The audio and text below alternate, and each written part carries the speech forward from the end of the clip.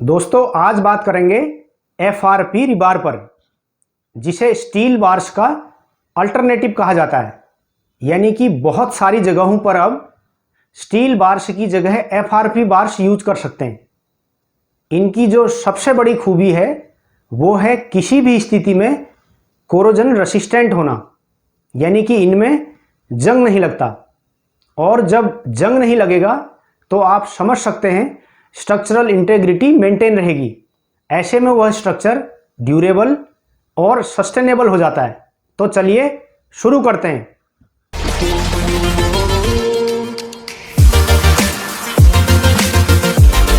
जीएफआरपी bars को 3 नामों से जाना जाता है।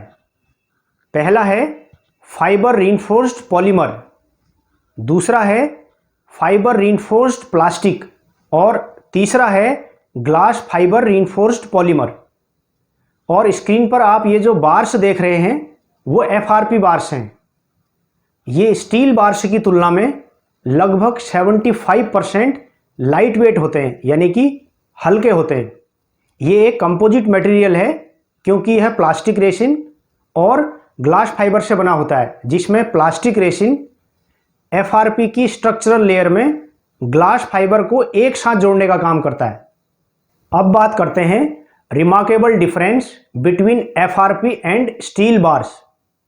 एफआरपी और स्टील बार्स के बीच जो एक रिमार्केबल डिफरेंस है वो है सर्विस लाइफ, क्योंकि जंग लगना सरिये में एक बहुत बड़ी कमी है, जिसमें एफआरपी बार्स पूरी तरह से सुरक्षित है। यानी कि इनमें जंग नहीं लगता। चाहे कितना भी खराब इन्वायरमेंट और केमिकल एक्सपोजर क्यों ना हो, इनका कुछ नहीं बिगड़ता।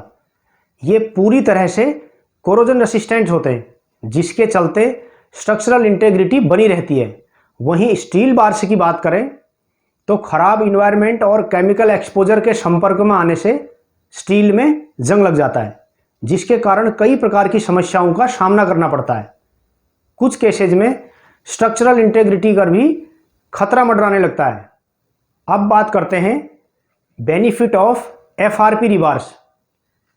Chemical resistance, corrosion resistance, non magnetic. Civil engineering और कंस्ट्रक्शन के लिए एफआरपी बार्स और एफआरपी मैश एक पॉपुलर मटेरियल है। ये कोरोजन रेसिस्टेंट होने के अलावा केमिकल रेजिस्टेंस और नॉन मैग्नेटिक भी हैं। सेकेंड नंबर पर है low installation cost. Light weight होने के कारण इनकी कटिंग, प्लेसिंग और फिक्सिंग करना बहुत आसान है, इसलिए इनकी इंस्टॉलेशन कॉस्ट बहुत कम आती है। स्टील बार्स की तुलना करें तो एफआरपी बार्स की ट्रांसपोर्टेशन कॉस्ट और लेबर कॉस्ट दोनों ही कम आती हैं। अगला है low maintenance cost. Corrosion resistant होने के चलते इन्हें जहां भी यूज किया जाता है उसकी मेंटेनेंस कॉस्ट बहुत कम हो जाती है, क्योंकि ना तो इनमें जंग लगता है और ना ही इससे संबंधित कोई समस्या आती है। तो जाहिर सी बात है कि मेंटेनेंस कॉस्ट बहुत कम हो जाती है। अगला है radio frequency transparency. FRP material radio waves और रेडियो फ्रीक्वेंसी ट्रांसमिशन के लिए भी ट्रांसपेरेंट होते हैं, यानी कि बिना किसी रुकावट के तरंगें आ और जा सकती हैं। अगला है electrically non conductive. FRP bars electrically भी नॉन कंडक्टिव होते हैं, यानी कि इनमें करंट फ्लो नहीं होता, जिसके चलते ये स्टील बार्स की तुलना में ज़्यादा सुरक्षित हो जाते हैं। अगला है uses of FRP rebars. FRP bars के यूजेज की बात करें तो आज इन्हें बहुत सी जगहों पर यूज कर सकते हैं, जैसे flooring, RCC roads, RCC tank, swimming pools, RCC sump pits, RCC drains, highways, parking garage, footpaths, balconies railing, boundary fencing, ladders, MRI room area in hospital, chemical plants, refineries, fertilizer plants, power plants, paper industries, food and drug industries और construction near सी।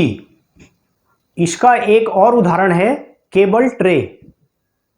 FRP cable tray निश्चित ही एक बेहतर विकल्प है। Steel cable tray की तुलना करें तो इसमें ना तो जंग लगता है और ना ही इलेक्ट्रिकली कंडक्टिव है, यानी कि इसमें करंट भी नहीं फैलता, इसलिए इसे लॉन्ग लाइफ आइटम भी कह सकते हैं। वहीं स्टील ट्रे की बात करें तो तस्वीर आपके सामने है। इसे लगाने के कुछ ही समय बाद या खराब इन्वायरमेंट की चपेट में आ जाने से इसका जंग लगकर बुरा हाल हो जाता है। ऐसे में न केवल मेंटेनेंस कॉस्ट बढ़ जाती है बल्कि इसे रिप्लेस भी करना पड़ सकता है। आगे है अ ब्रीफ हिस्ट्री ऑफ जीएफआरपी। इसकी हिस्ट्री पर बात करें तो 1930 के दशक से इस पर लगातार अलग अलग स्तर पर और अलग अलग दृष्टिकोण से रिसर्च होती आई है, जो आज भी जारी है, जिसके चलते यह समय के साथ साथ बेहतर प्रॉपर्टीज के साथ देखने को मिल रहा है। एक उदाहरण के साथ बात करें तो विकिपीडिया में दी गई जानकारी के मुताबिक स्पेन के एक शहर लेइडा में स्थित यह longest arch bridge FRP profile से बना पेडेस्ट्रियन ब्रिज है, जिसकी लंबाई 38 मीटर, चौड़ाई 3 मीटर और ऊंचाई 6.2 मीटर है। यह पुल पूरी तरह से एफआरपी पल्ट्रूडेड प्रोफाइल से बना है। विकिपीडिया के मुताबिक 2001 में बने इस शानदार पुल के फैब्रिकेशन का काम महज 90 दिनों में पूरा कर लिया गया था, जबकि इस पुल का इरेक्शन क्रेन की मदद से केवल 3 घंटे में कर दिया गया था।